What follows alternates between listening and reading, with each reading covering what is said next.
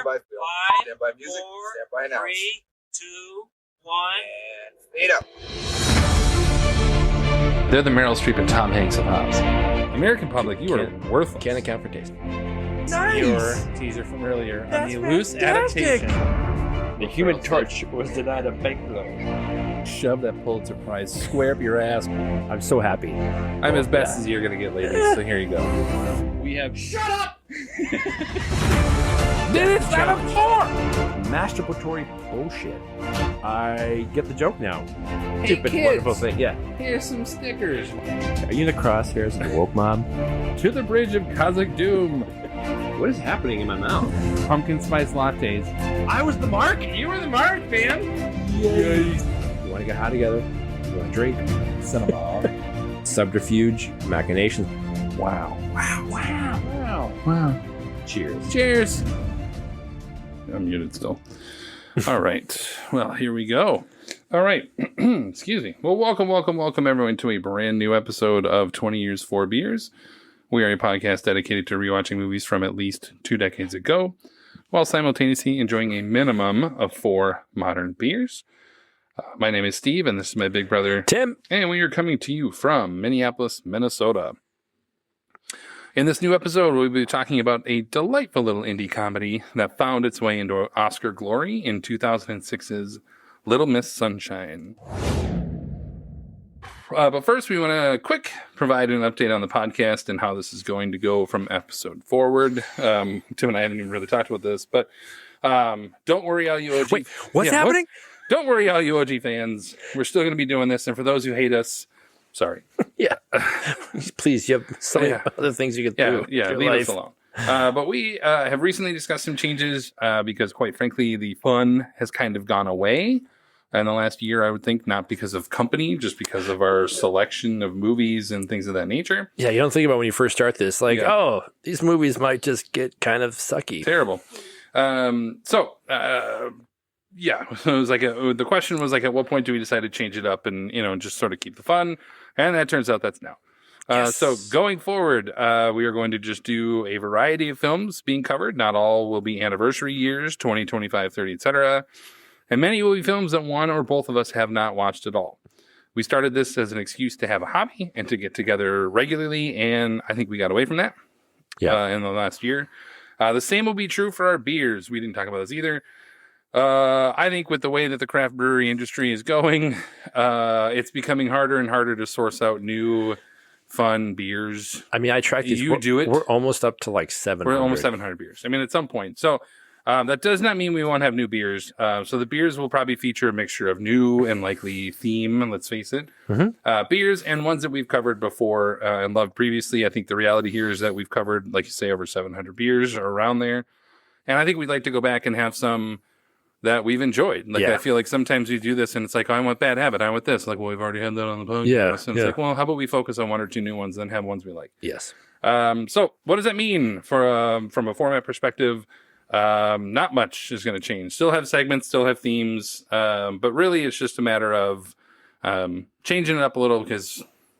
And it's a plot twist. Yeah. That's all it is. Whoa. Right? But really, I think it's just because we were getting to a point where we felt like we needed to cover a movie and not that we wanted to cover a movie. Yeah. And so I think that it's also testament to how just shitty Crash in 2005 was. Like, we have... It broke us. It broke us. Yeah. Crash broke our back on a mountain. Yes. And we're like, we get together once a month-ish when we can do this.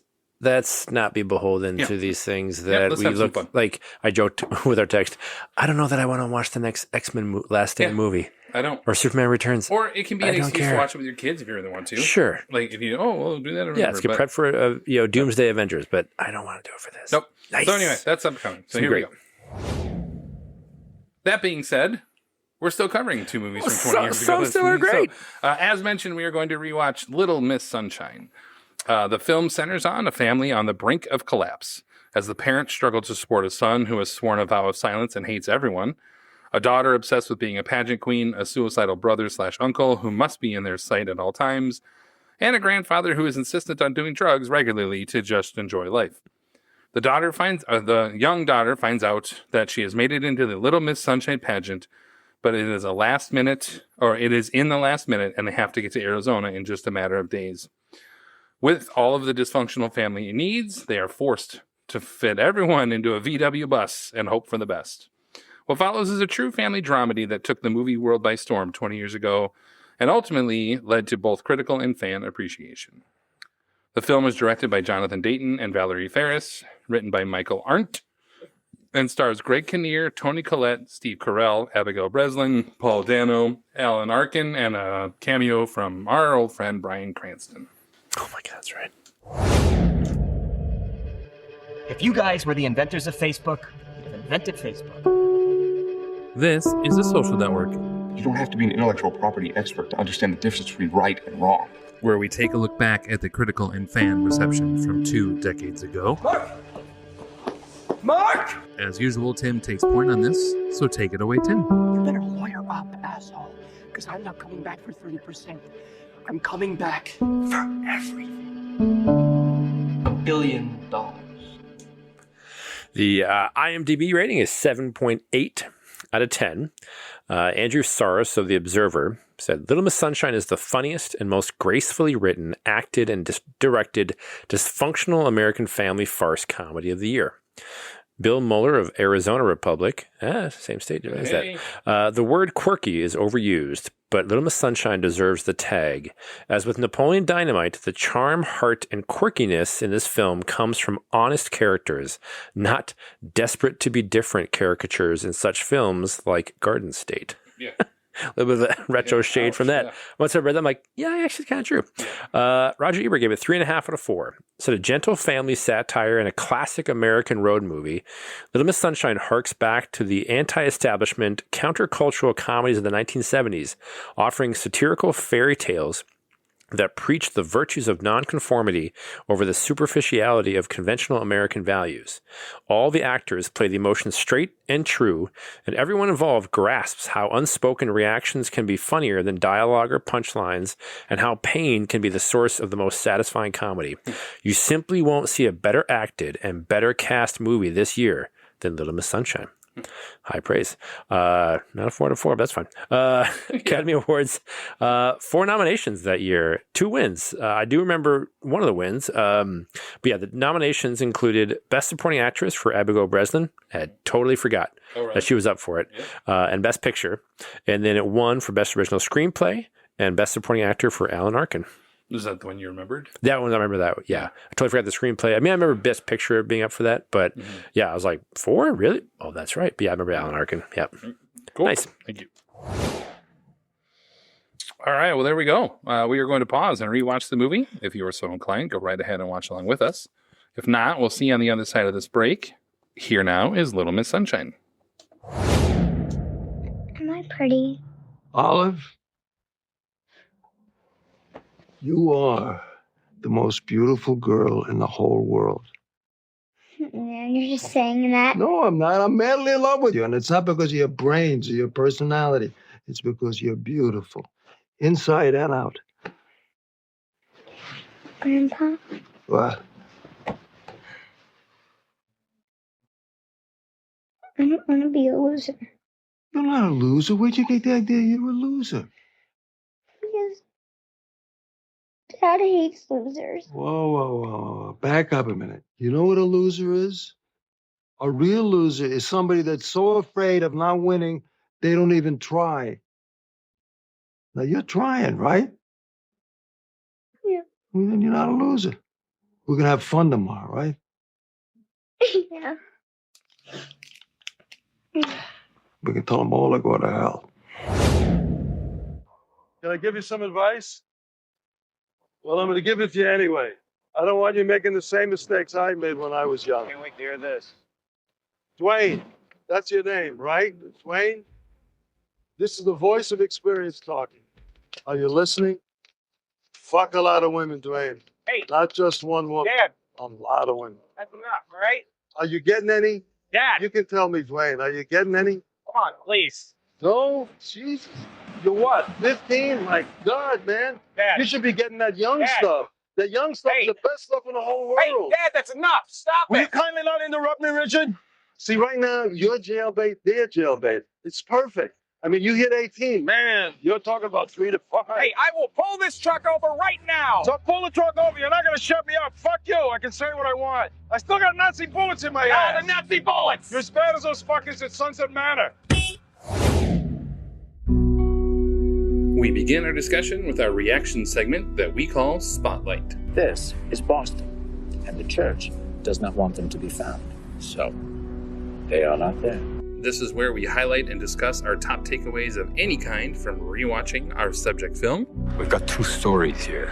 We've got a story about degenerate clergy, and we've got a story about a bunch of lawyers turning child abuse into a cottage industry. If there were 90 of these bastards, people would know. Maybe they do. This is Spotlight. They knew, and they let it happen. This works. Okay, all right, well, welcome back, everyone, to 20 Years, 4 Beers, where we have just finished rewatching Little Miss Sunshine and enjoyed for me, 3.5. I gotta catch up. 4 beers. Consumed. And as usual, we start off with our Spotlight segment where we talk about our reactions to the film. Tim, what do you think? We've said it before. Yeah. And we'll say it again. Yeah. When we watch these and I take very few notes, it's either an indication of something has gone horribly wrong and this movie is terrible, or goddamn, I just want to watch this and it's just like engaging and wonderful and delightful. And as no surprise, it is definitely the latter of the two. Yeah, like Idiocracy, I took very few notes because I was like, it's just, what are we doing? Yeah, exactly. Like, I guess we got to cover this. Not anymore. No. So I think I saw this at least post-lockdown, I'm sure. Sure. In the past 6 years. It's been a while. Yeah. But recent enough where, I remember some of the high points, but I just forgot how, we said it before, like, delightful this thing is. Yeah. Just a fun, wonderful, moving. I gotta watch this like more. Yeah, I agree. And just like I just want a nice. I don't know. I know I'm not being very eloquent, but we talk about like why do we watch movies? Like why do we watch? Yeah, well, hot beer. It's a different. Yeah. I always think about like this could be a prime example of like this is what movies can do. To tell an hour and 40-minute compact, wonderful and delightful and accessible and engaging story. Yep. It's beautiful. Yeah. Just beautiful. So I think so every time I watch this movie I think of movies like Juno. Yeah. I know there's the weird subplot with Jason Bateman and the creepy guy, but I still think of that. Like I think of the soundtrack, the whole vibe of the whole thing. I often think of Silver Linings Playbook. Yeah. You know, Perks of Being a Wallflower to a certain extent. What were the other ones I listed? Lady Bird, 500 Days of Summer, Lost in Translation to a certain extent. 500 Days. Like that's just sort of like this. You like Lost in Translation better than I do, but this is still the same vibe of a style movie. Chef, for me, is a lot like this. Great. Yes. Great fucking movie. Yes. It's not going to win awards. Should have, but it's, and this did. But it's just that vibe of I can put this on anytime with anyone, anywhere. And maybe with Juno, I'd skip a couple scenes, but other than that, it's totally fine. Yeah. Speaking of Juno, I still will be like, geez, use a dick. I always say Thundercats are go. Yeah, and it's like there's just movies like this. Yes. There's a whole category of movies like this. And this is probably one of the better of all of what we just listed. Totally. I adore this movie. I adore it. I watch it pretty regularly. I'll talk about that later. But this is just one of those movies that like I watch Chef probably more than any of these movies. The other night, last week, I woke up in the middle of the night, couldn't fall back asleep, went out to the couch, put Chef on, just watched it. I was like, I'm just gonna watch it. Smile ear to ear. Yeah, just relax. Punch one out to ScarJo. Lost in Translation. All these ones with ScarJo. Exactly. Yes. Exactly. Yes. So no, I just think it's that kind of movie. So what do you got for observations? So what stood out? And I don't think we're gonna have a lot of nitpicky things. I have a couple I could grab there, but there's not really a lot of nitpicky stuff. No, I agree. And it's a movie that almost defies picking nits in some ways, where it's just what you're getting into. See, and I almost push back and say I actually don't think you do know what you're getting into, because I could explain this movie to a certain extent, and I don't think you can actually tell people how much you're going to really attach yourself to these people. Yeah. To feel, I get what you were saying, but I'm no, just saying, but actually, I think it's a good call out, and it actually is a good segue to I think the first 20 minutes is oh my god, a perfect opening sequence. Yes. Yeah, and it mentions it in one of the earlier reviews where so often movies like this strive to be odd or quirky, and they clearly are trying too hard. Where they're trying to establish or build this, like an Alexander Payne to a certain extent, or almost like dear God, the freaking or even PTA, Royal Tenenbaums, sorry, Jesus Christ, the director. Wes Anderson, sorry, we are going hard on the quirky, and I don't mind that. Because that's the style. When it works. And that's cool. I'm in for that. Yeah. Recent Wes Anderson have been fucking garbage. Yeah. It's just just get somebody else. But this thankfully doesn't do that. No. It introduces all these characters that will be your, obviously, main 8, 6, 7 characters, whatever. And what I didn't actually quite appreciate upon previous viewings is, so this family dynamic has been there. Mm-hmm. And what comes in not as a proxy per se, but as a means for us to engage and see what's happening is a suicidal uncle. Yeah. And what happens if we introduce that element? Proust scholar. Yes. Yeah. Preeminent Proust scholar. And uncle. He now is the outside agent that comes in, and let's just see what happens. Mm-hmm. Because if he doesn't come in, the dynamic shift in terms of who has to go on the road trip. Right. So it all works. And it's just a perfect opening 20-minute segment that I didn't quite appreciate in previous viewings as far as why does it set the stage in the way it does? Well, it's introducing enough for these characters to have these high-level interactions that, like you said, actually I do appreciate that. You don't know what you're in for, because then what hits later on is so much deeper. It's so much more beautiful and wonderful. Yeah, God, the opening is really... There's a lot of information in that first 20 minutes. Yeah.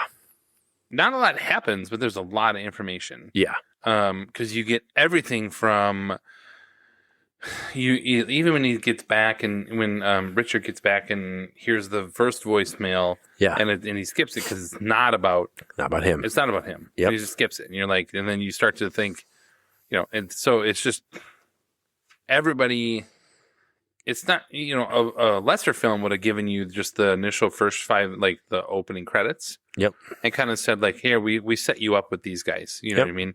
But no, they take another 20 minutes. Yeah. They really high level flesh it out. Yeah. In a great way. Yeah. And I think that it is a testament to, I was struck by what was the scene that's hit me? It was in the hospital when, spoiler alert, the grandpa, it's 20 years. Yeah. The grandpa dies. Yeah, grandpa dies. And they're in a hospital, and then you can see the layers that they've been building up until this. Yeah. Some are foundations for what's to come, and others, like with Richard especially, are being just completely shattered. Yeah. Like just completely shattered. Yep. And the what I really appreciate about this movie is that it gives you all of this information. It gives you this, like, as a base, starts to build, but it doesn't force building on everything. It breaks down Richard and it breaks other things down. And it just sort of builds the story of like the layers as it goes.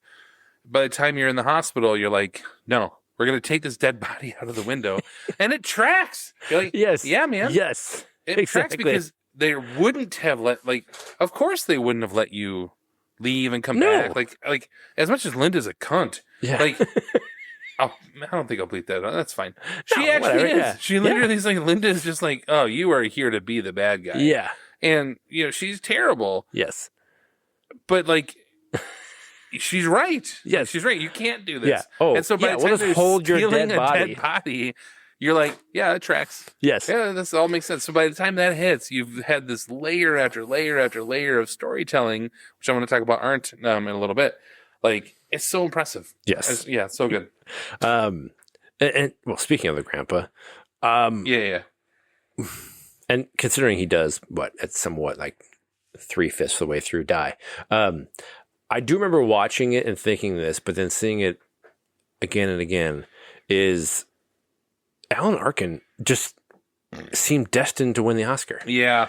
You watch it again, I'm like, oh my God, he's just perfect as this foul-mouthed, how they introduce him as this foul-mouthed, drug-addicted, geriatric sex machine, and he's just crass and terrible. Not terrible, but like does not give a fuck. Could be, yeah. I mean, he's just like, I don't give a shit. And yet has become so invested in his granddaughter that, it's one thing to be from an Oscar perspective or like a stand-up performance of, haha, you're swinging for the fences and you're kind of that, over the top character. It's the moment. We like Joaquin Phoenix, but that's what I'm thinking. Yeah. Those kind of performances. Yeah. And that works. But what anchors this is the hotel sequence when, she's like, grandpa. And he's like just trying to console his granddaughter. Like, no, you're beautiful. The clip you like played. Yep. And it's just, he's beautiful. But what actually elevates it for me is the ice cream sequence, which I totally forgot about. When they come to the restaurant, they're trying to like save money because of all the financial challenges. And the dad's being such a fucking dick. It's one of the, Richard, perfect name for a character. I know. Oh God. Like it is one of those things of like, really, you can't be that much of an asshole. But sure, maybe you are. Yeah. But just the grandpa's the first one to like lay into, oh, I don't know, I'm gonna have this ice cream, and it would totally work. Yeah. For the 9-year-old to be like, oh no. How old she was like 7, like, 7. oh no, it just, but he recognizes, even though it's his son being a dick to his granddaughter, I can save this. Yeah. It just, Alan Arkin is so he fucking is really good. at this. And I've changed my tune. I never fought against it, but I remember thinking at the time, and it was probably because this was recent enough after Judi Dench winning in such a short period of time, or a certain amount of time on film. He's not in the film that much, you know, but he's absolutely.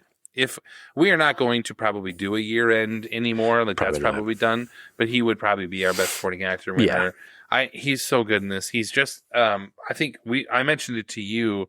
What always stood out to me was like, in the end, he was still a loving father and grandfather. Yeah. And even though he didn't know his own grandson's name, but that's fine. Sure. But when he is watching Richard get rejected on the phone, and he's like, he's not going to get it. Like, but it would make sense because Dwayne isn't his, like, grandson. If we follow the logic, Richard's dad is Alan Arkin. Yeah. And clearly the divorce. But that's what I'm wondering. I guess I always saw it I always thought as maybe he was talking about them. I always saw the son, the granddaughter, grandson are step siblings or half siblings. And Toni Collette's character was divorced from the other dad. Yeah. And so I always saw Dwayne as not his. They don't say that, but that tracks. Yes. In terms of like divorce and bankruptcy and things like that, which does give you a little bit of level of maybe she got divorced, he went bankrupt and is trying to do the 9 steps to like come back, and she's supporting them through whatever her job is. We don't know. All right. Anyway, for what it's worth, like there, but no, but I'm just saying, like, so either way, sorry, I like no, you're totally fine. I like that he in that moment is like, I gotta put my dad hat on or whatever. Yeah. And he gets up there and he says he's proud of his son, and it's like this nice moment. Yes. That in retrospect is in there because then he has it because he's gonna die soon. He doesn't know that, but I mean, like, it works for the film. There has to be like a connect. Yeah. He couldn't have just been like a dirty grandpa kind of a thing. like the reason why Arkin is so good is because he is that way because he's earned that in his life, but he's still at his core a decent human being. Yes. And I want to pivot a little bit to Richard. Yeah. And the same kind of thing is clearly Richard has some, whether it's bankruptcy or something in the past. Yep. Clearly Richard is an asshole in the first half. Like he is an absolute, but he doesn't mean, I don't think he means to be. I think whatever set him on this path. Yeah. Whether it be, if it is the bankruptcy thing, and maybe there's things that I missed in the there's context clues along the way. No. But like, I just think he believes in this. He believes the 9 steps is going to be their way out. Yep. Right? That this is the way that he is going to support his family and get them out and do that, you know? And so he is a Richard. He is a Richard. Yep. But he truly believes, and I think this is why the performances are so good. He truly believes in what he's talking about. Yeah. And it doesn't always work, but when he truly believes it, and when that starts to crumble, I think Richard is along the same lines as his dad. At his core, and at the end we find this out, he is still a good husband and father. Yeah. He is still a person who wants what's best for, and he was doing it the wrong way.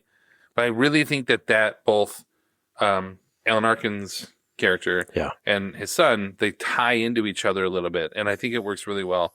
I hate Richard. I think Richard could have been one of the worst characters in film history if they don't give him that sort of like arc. Yes. And he only has that arc if his dad dies to sort of put him on this, like, if he had just lost, if he had just lost out on the contract, that would have been devastating. Yeah. But then he loses the contract, and then the next morning, his dad is dead. Yeah. And it's like he completely is broken at that point. Yeah. And so I think had he just had the contract and still had his dad and had to worry about that stuff, he kind of cycles back into the 9 steps, and this was enough to just completely break him free from that. That's a good call out. Yeah. In terms of, he's insufferable. Oh, it's awful. And it's meant to be. Yes. It's like. Oh, by the way, the other movie I was thinking of is Coda. Oh, yeah. Coda's a movie along these lines. God bless. So good. I know, off topic. Yeah. But, but to the point where, like, in the opening sequence, like, the uncle's like, is he always like this? Like, oh, God. Yeah. Yes.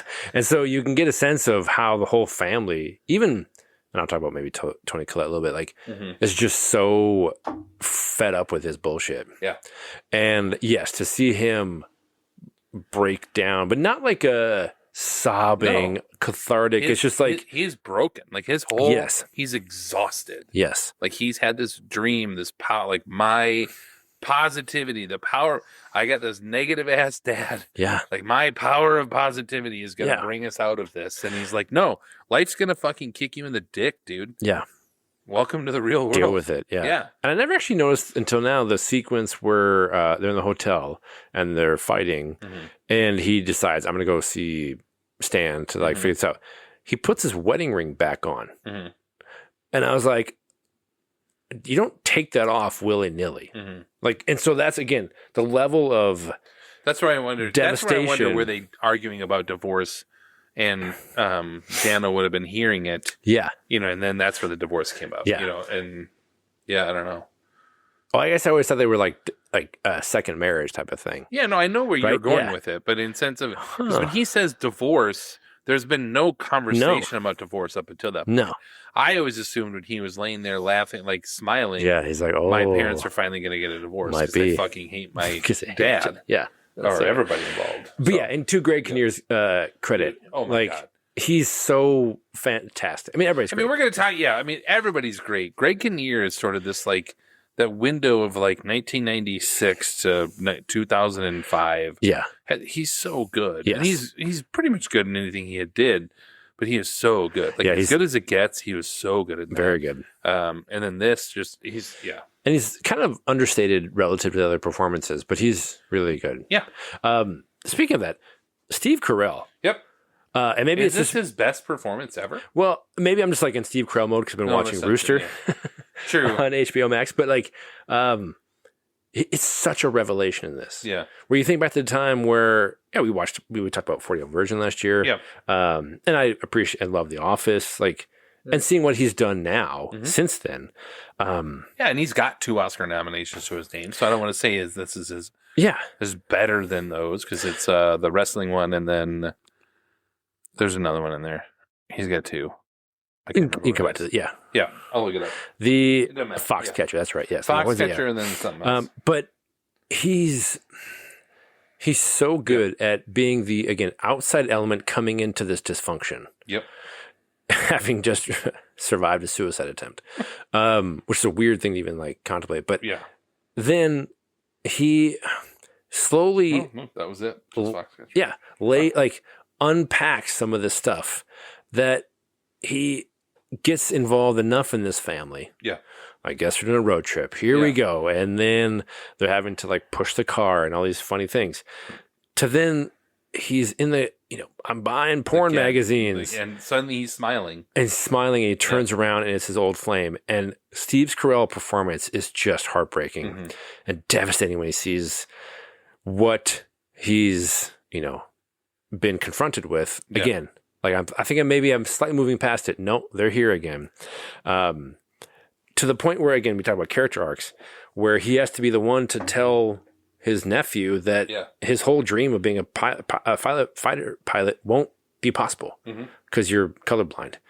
To then he kicks open the door and just sprints to make sure that she can sprint. You can think. To make sure she can get registered in time. It's just again, it's an hour and 40 minutes of compact character development. Yeah, you can tell he's so coming good. out of, and this is 2 days worth of whatever. Yes. And I think often this is why Robin Williams is so good, and this is a lot of these comedians that turn dramatic actors. He's in a beard. Yep. Beard mode. The beard. Although Robin Williams was actually originally potentially going to play Kinnear's, they were talking to him about really? character, which would have been a weird thing. That'd be weird. But they would have taken it away, I think. I agree. But I think Carell just is so emotive with his face of disdain. Know when he fucking when he hates Richard. When he's mad at the situation, when he just wants to die, when he is seeing the ex-lover, everything. He's so everything is through his emotion, and very little. It's a very muted performance. Very for much what so. we know of Carell. Correct. He's. I would easily put this in a top 5 of his performances. Totally. If not closer to the top. You'd probably have to separate dramatic from comedic, but even still, not really. No. I mean, because he's only probably got 5 anyway of dramatic. But it's so good. Just in general, it's funny. He has great dry humor. Yeah. Of not even just that argument in the car. Yeah. Just the general is he always like this? It is. Yeah. And fucking Richard was shut up.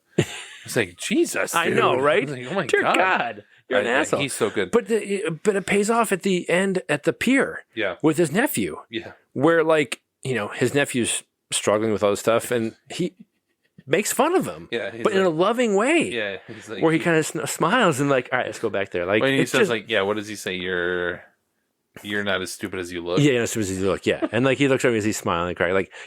I mean, it's just beautiful.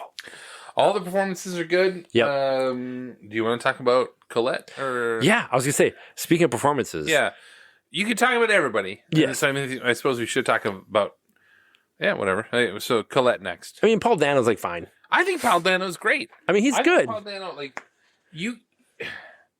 Sorry. He is. Sorry. I don't want to be fucking Tarantino and say Paul Dano's a terrible actor because that's what Tarantino did. He said Paul Dano's a terrible actor. What? Oh, dude, yeah. This is another internet thing. Fucking Tarantino in the last 6 months to a year has been on this warpath online. He's such a dick. Why? He's a dick. Dano's great. I mean, sorry. He's really good. He's good, but I'm saying but he's 21, unknown at that time. He was 21, but 15 in the character. Sure. But he says so much without saying anything for the first true. His face 3/4 so of the good. movie. Yes. And so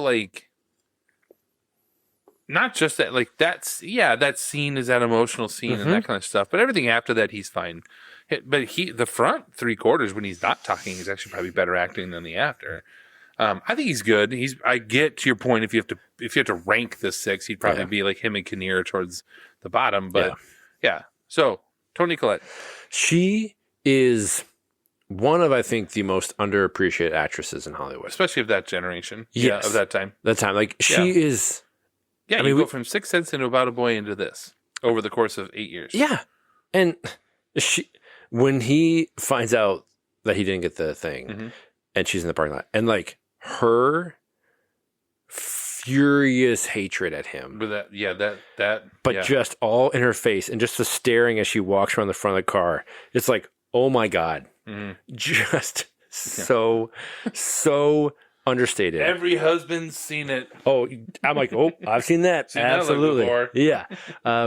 But, you know, she's so great at trying to keep this madhouse together. Yep. And knowing that they're struggling, but also trying to make sure that her kids are okay. A vow of silence for a year or 9 months or whatever. That's insane. And then her daughter's doing this. I mean, she's just effortless. Yeah. And her daughter's doing it against her will. Yes. Like, she did not want this. Yeah, exactly. But no, she's so good.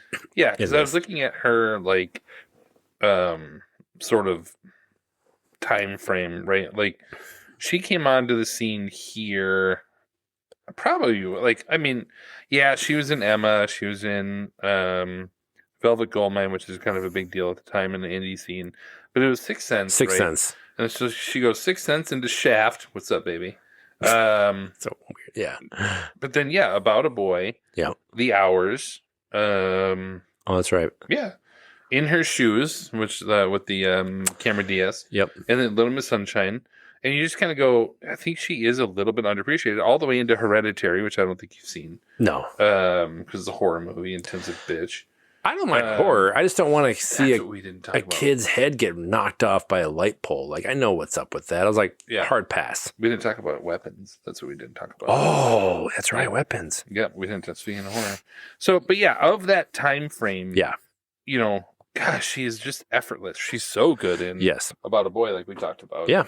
And then on into Abigail Breslin, the last of the performances. Yeah. And you think like, oh, she's a young. I mean, maybe they gave it to her because she's like a kid or whatever. I mean, she is so perfect. She holds her own, man. Yeah, she holds her own with all these people. This is such a well cast movie. Yeah. When you really think about it, and they find a kid who is a kid, but not. She can find the emotions. We always talk about this with the best kid actors, like with the Irish one. Oh my God. The In America. Yes. Like we talk about it with these kid actors that some of them can be really great and some of them can be really wooden. Yeah. And like she is just like she's perfect in yes. Like from beginning to end, like she's just this innocent kid and then she's starting to learn about right at the early, she started learning about suicide. She's learning about this stuff, and then she learns about death. I think 2 days later, right? And then she learns about like, I mean, this girl is going through this like huge level of emotions. Yes, and at the same time, all she wants to do is just dance for her grandpa. Yeah, like she's so good in this movie. Because like a well-deserved nomination. Yes, sometimes a younger person, you're kind of like, maybe. Yeah, it's a courtesy. Yeah, no, well-deserved. And she's so. Yeah, actually, it's a great call. Like in the opening sequence when she's like, "Oh my God, I'm so excited! This would be a great thing!" and like she's running around, just like being what a normal kid that age would be like. I cannot believe I got into this competition, but worked so hard for this. Let's go! I'm grabbing random stuff, whatever it is. Yes. I got in. I won. And she's just running around the house, this whirling dervish. The very first thing she does is go to pack her bag. But soon after that, or before that, she's like, "Oh," talking to her uncle, like, "Why did you try and kill yourself? Like, what's this about?" And then, again, speaking of the ice cream sequence, when she asks Miss California later, about that, like, you know, we think about, and you don't see it coming. No. Yeah. You know, we talk about, you know, offline, like, and just in general, like the things. Hell, my kids will mention like I've forgotten that completely. Yeah. And what's impactful to them. Yeah. And again, fuck Richard at the beginning piece, but like. Clearly, that has such an impact on her. And then she asks it just for her own kind of like sense of peace. Yeah.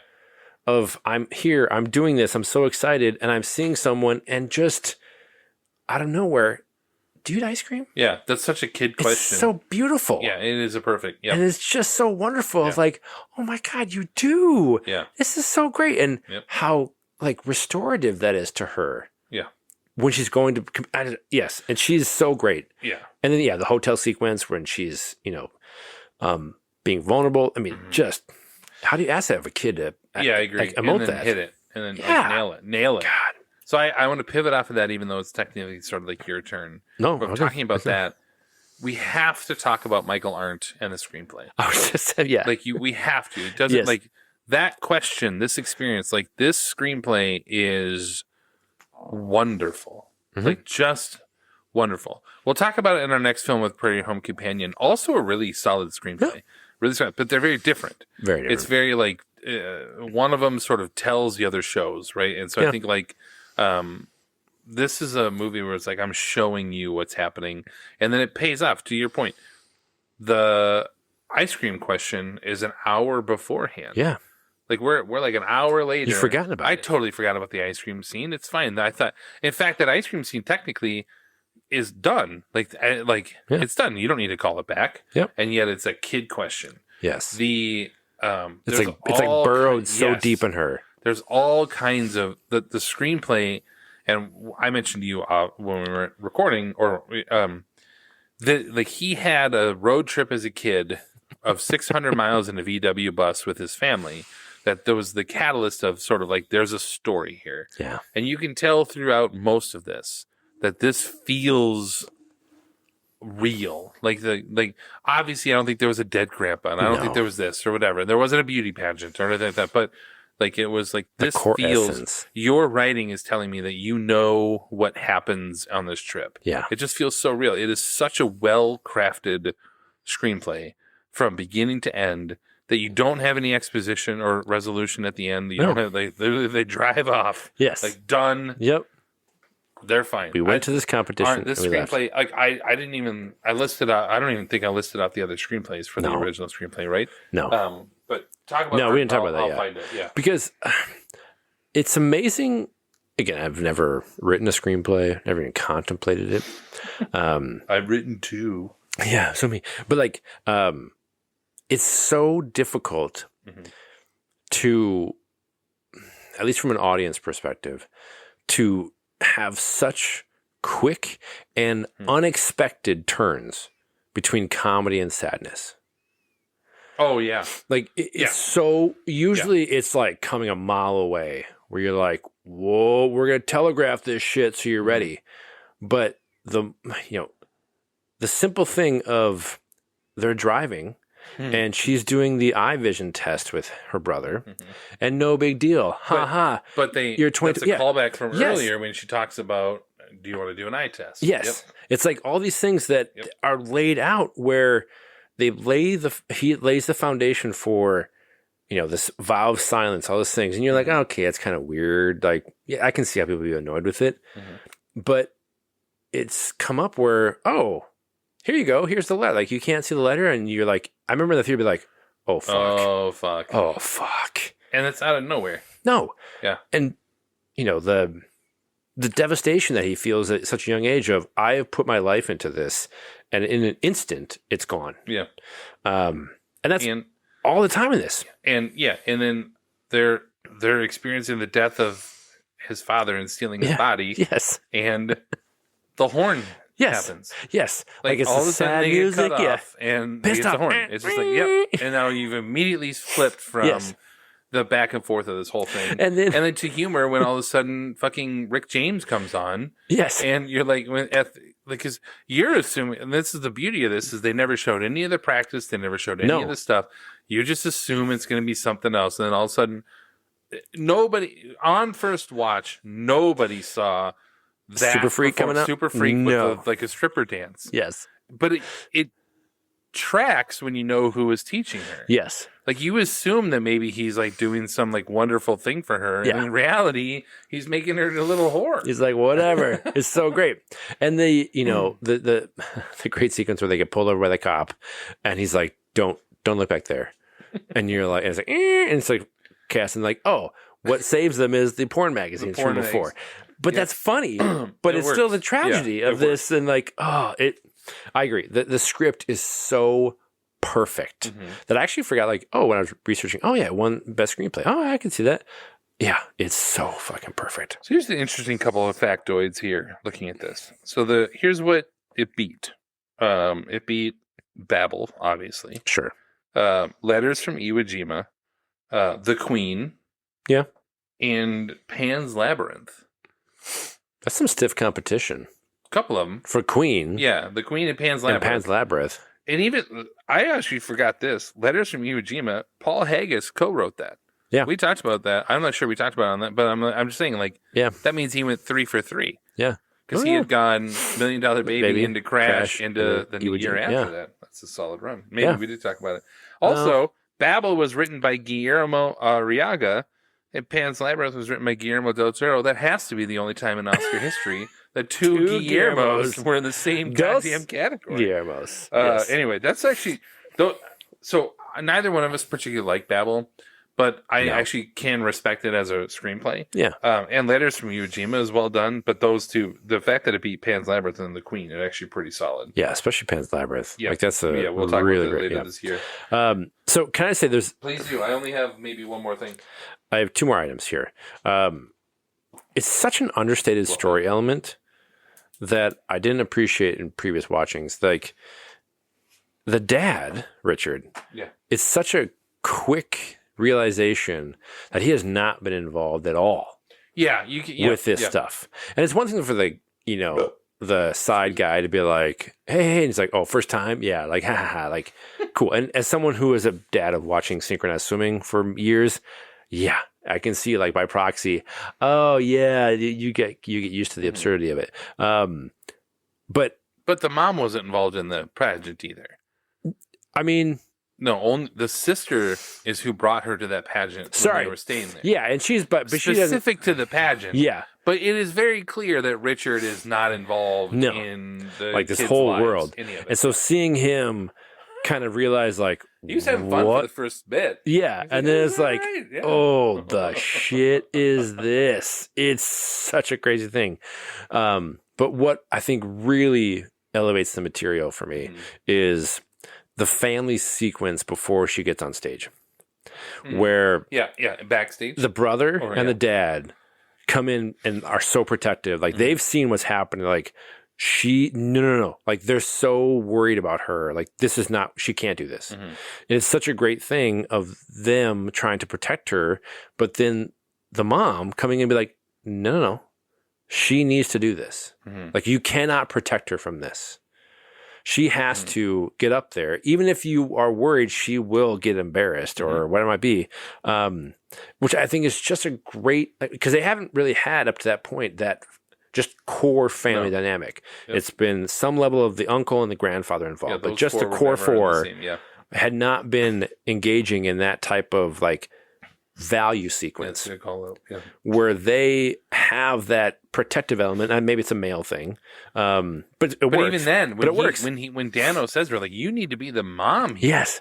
Like, I mean, she's like, she wasn't offended by it. No, she was actually like, you're kind of right. Like, exactly. But, like, I need her to go out there and do this because she has worked hard at this. Or you cannot stop her from this. She actually, just to sort of correct you a little bit, not go out and do it. I need her to decide to go out to do it. Yeah. She goes to her and says, like, are you sure? You need to choose. Yep. Not like, I need you to go out and do this or whatever. Sure, it was kind of like, it was like, I need her to decide. If she says no, we'll go home or whatever. Yep. That's a very parent-based observation. It's such a wonderful sequence. Yeah. Which, again, builds to, and maybe you're talking about that, one of the best endings of a movie of all time. I wasn't going to talk about it because we had already kind of referenced it, but yeah, if you want to pivot into that, it's so earned. Like, we talk about crowd pleaser gets a bad rap.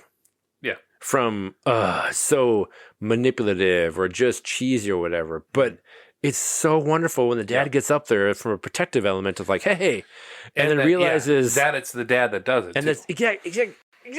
Yeah. Like, character development. Richard, you're not so much a dick. And he starts dancing. And then they lean into it. And it's just like, this place is fucking crazy. Right. All of you are insane. Yeah. I cannot believe we're doing this. And just like making fun of it, and she's running around. It just, I remember in the theater being like, people were losing their shit because it was so wonderful, and it is. Yeah, it's so much fun. It is. It's yeah. There's very few movies that have this kind of payoff that aren't like sports related or like where you have sure. You know, you're just kind of like at the winning goal. Yeah, exactly. Rudy. It is. Yeah. It is. Fuck that movie. It's I just think so great. like yeah, and also it's out of nowhere. True. The absurdity of it. Yeah. It's earned, it works, it's everything else, but it's out of nowhere. Yeah. And then it's like, but it fits the whole sort of like feel of the whole thing. Yeah. Wonderful ending. And a weird normalizing effect prior to that where these are the people coming into this competition who have not experienced it before. And everybody there is comfortable with this you're comfortable weird with what's happening sexualization of these young girls, where then all his performance is a variation of that theme, and they're just aghast. Yeah. And it's like, what is wrong here? Like, that's funny. You are all creepy. Yeah. So, it's just a great, weird commentary. Excuse me. Two things. Somehow this movie is forgotten, and I don't know how. I totally agree. We need to make it our mission to get people to watch this. So good. Which also, by the way, Mom and Dad, I was talking to them about In and Out and how we might watch that later this year. I think it's on our list. Yeah. And they're like, I'm not sure I've seen that. And I was like, I'm sorry, what now? What? You need to come with us and watch. I was like, anyway. But somehow it's forgotten. Like It's so underappreciated. Yeah.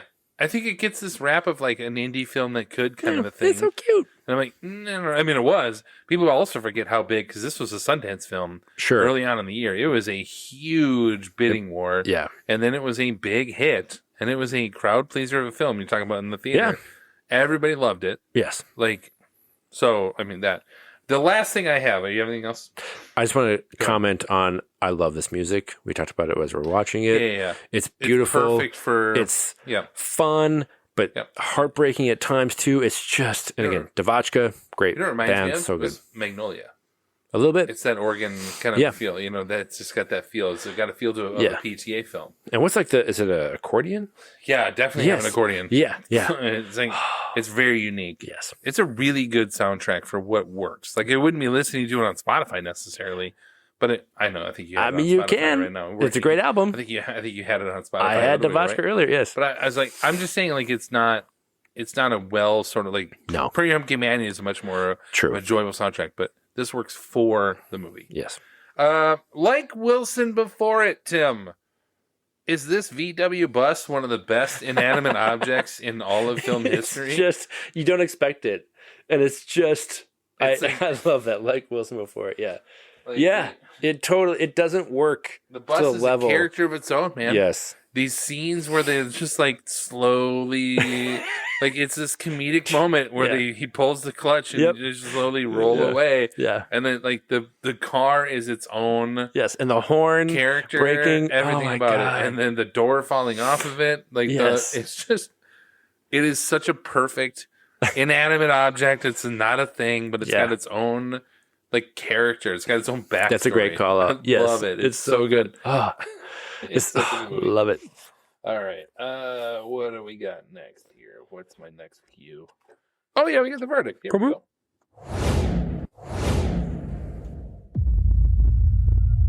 I'm going up there. I'm going to try it. I'm going to let the jury decide. As we close out our spotlight segment, we come to our final takes called The Verdict. If we are to have faith and justice, we need only to believe in ourselves. This is where Tim and I give our final verdicts after rewatching the film and decide whether or not the movie held up over the course of 2 decades. Now you get out of here before I call the bailiff and have you thrown in jail. This is The Verdict. I said to hell with it, to hell with you. A rare gem of a film.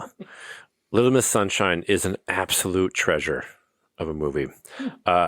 There are no unearned moments, no false dramas, no forced comedy, nothing that honestly doesn't feel honest and natural.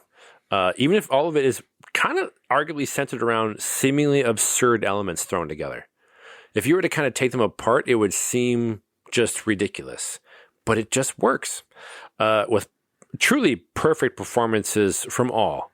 And a wonderful blend of profound drama and really wonderful laughs. I honestly forgot how amazing this movie is. Yep. 4.5 out of 5. Yep. Just a fucking amazing movie. Yep. So full disclosure, I watched this film last year. Forgetting a la V for Vendetta that we were covering it this year.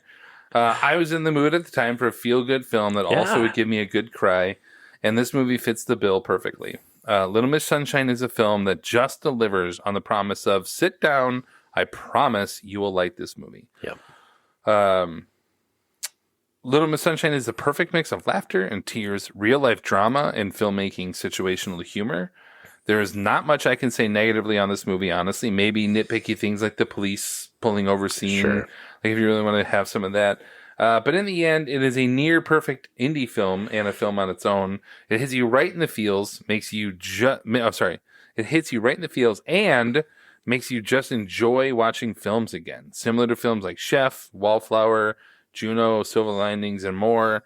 This is just a delight of a film, and I could not recommend it more to anyone listening or in our lives. Like, it's just one of those movies. It's like, just so good. Just go watch it. Yes. Just go watch it, man. Don't think. Don't think. Just go watch it. Just do it. Come on, not my beer. With our reactions and verdicts to the movie out of the way, we move on to the reactions to our beers that we drank while rewatching our subject movie. And if you want to have sex with a disgusting bad brewer with a terrible attitude, this is where we take a look back at our beers and give our expert ratings for our drinking buddies. ugh, whatever. Hey, here's the truth. This is Drinking Buddies. Let's get weird. Yeah, exactly. We start the evening with Haggard Barrel. Yep. Out of St. Louis Park. Oh, is that what it was? Yes, they're... Hold on. Is Tin Fish, if you turn it, like, is it a collab with Black Stack? It is. Oh, because I wrote down Black Stack. It is a from collaboration. afar, Yes. I saw the Black Stack thing. And I was yeah. okay, all right. Collaboration, collab, I like to say, with Black Stack out of Minneapolis.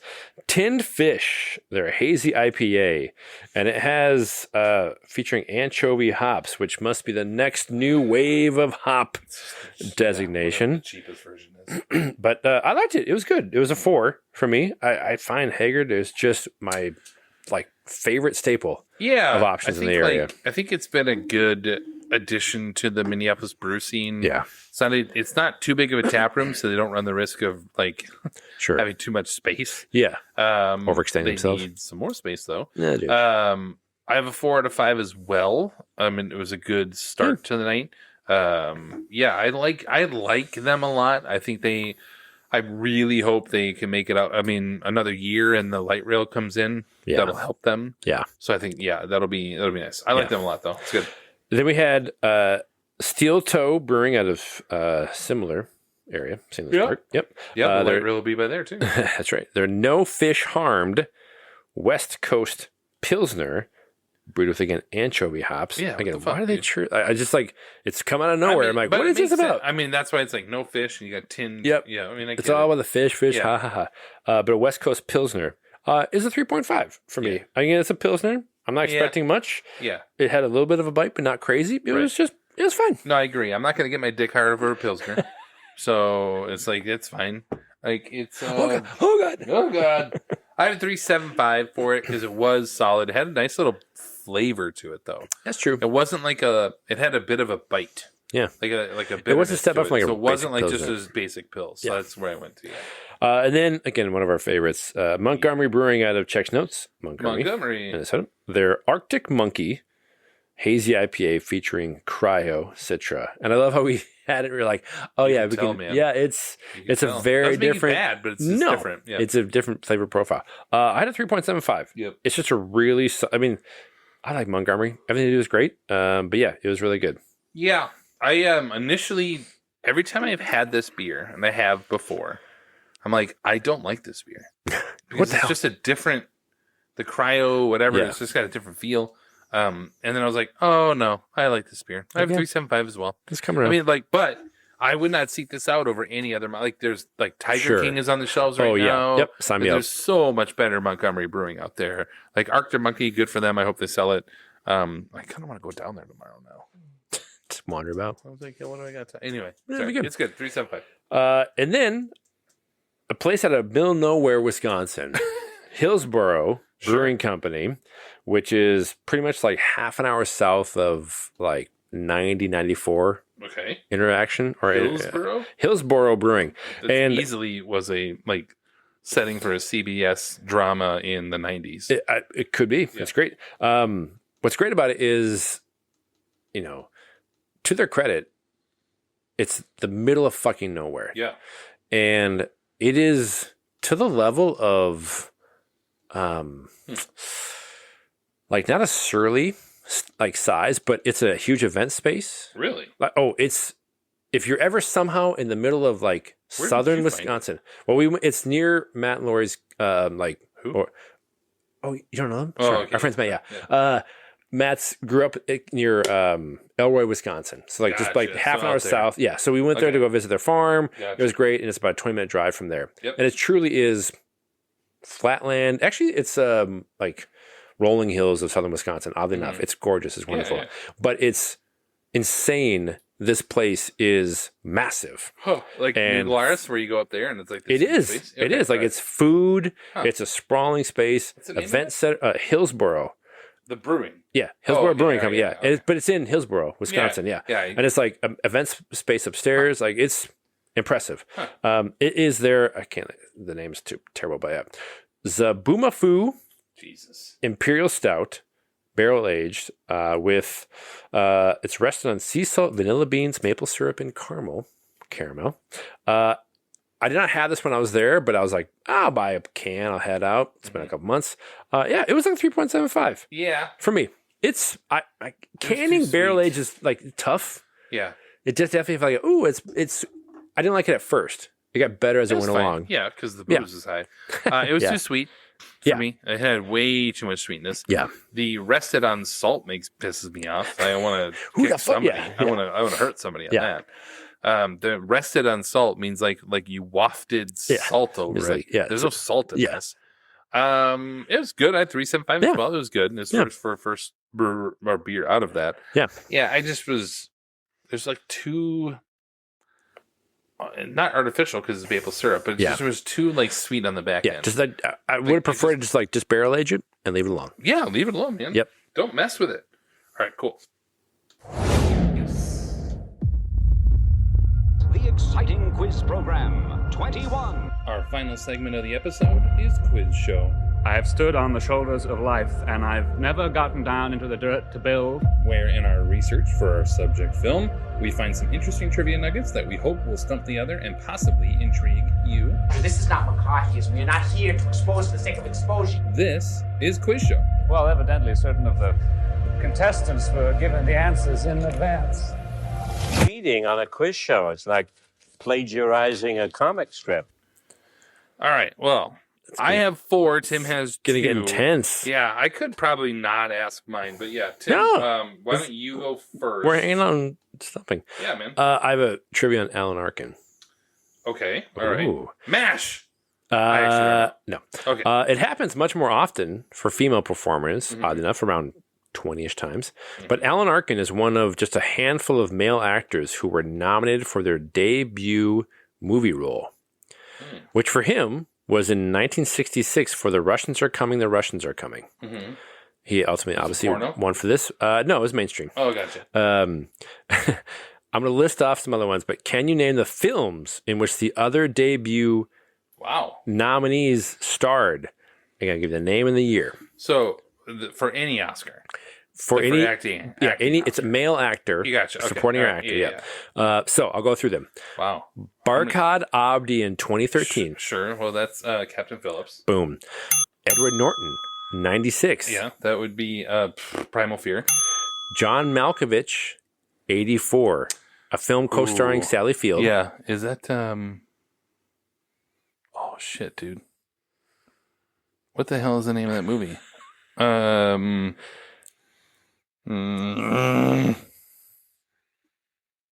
can't think of the name of that movie. Pieces in the Heart. Okay. Yeah. Right. Same year. Yeah. Hang S. Noir, 84. Oh, that's a film co-starring Sam Waterston. He won, wasn't that? He did win. Killing Fields. First, the Killing Fields. Okay, yes. Yeah. All right. Nominated and won. Mikhail Baryshnikov, in God. 77, a ballet film starring Yeah. Shirley MacLaine. Yeah. I've seen that movie, actually. Really? Yes. The Turning Point? Yes, thank Wow. you. I'm like sitting That's here going, incredible. like, Yeah. And then Orson Welles in 1941. Citizen Kane. Yes. Okay. Again, All right. I'll small take it. crowd. All right. Right? And But nothing since then? No. For the first, date, well, I mean, 2013 was. Yeah, Barkhad Abdi. Yeah. Yeah. But in terms of, Which, by the for way, male. So good, that movie. Oh, he's so good. I'm the captain. Anyway, yeah. Huh. Nice work. Nice. I was like, that's a pretty complicated one, but yeah. Interesting. I have seen Turning Point, though. That's, Yeah. I'm so amazed. It's been a long time since I've referenced Turning Point. I mean, to think of it. I was like, he Sally might Fieldwood know that, was yeah. the only one that I was like, I think I could picture it, but Yeah. all right. Well, so far we have very different trivia, so I don't have to worry about repeating.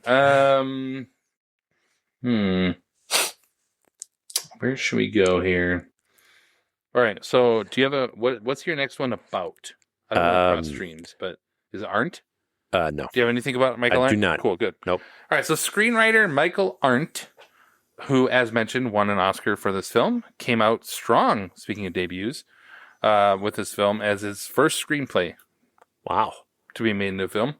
Not bad, but not to be outdone. His very next film would also net him an Oscar nomination for adapted screenplay for co-writing What Disney Best Picture nominated film in 2010. Oh my gosh. I'm going to give you the year and even the 2010. Best Picture nominated Disney film. Oh my gosh. Okay, around the time it was after Toy Story 3. That is correct. Toy Story 3. I'm like, it's not. I'm going to give you a side note here. Oh, that's wow. Side Really? note on Arndt. Holy Do shit. you know much about Michael Arndt? Not at all. This motherfucker has, this is his filmography. He's got 8 feature films. Okay. He's got other things along the way, 8 feature films. In order, Little Miss Sunshine, Toy Story 3, Oblivion, The Hunger Games Catching Fire. Wow. Which is easily the best Hunger Games film. Absolutely. A Walk in the Woods, which, by the way, is his lowest IMDb score of all his films, which is still 6.4 Yeah, it's a good on a Redford film or whatever. Inside Out, co-writer, Star Wars The Force Awakens, and The Hunger Games Ballad of Songbirds and Snakes. Jeez. So not only does he just come out strong with 2 Oscar Yeah. nominations, he basically has, like, there's Keeps not on delivering. There's not a skip in any of those. No. Wow. Like, it's like, well done. well played. Jeez. Yeah, and that was this was his Oblivion. debut. Yeah, Huh. he co-wrote or wrote Oblivion. Yeah, I mean, which we fucking love that movie. Yeah. Oh, it's so good.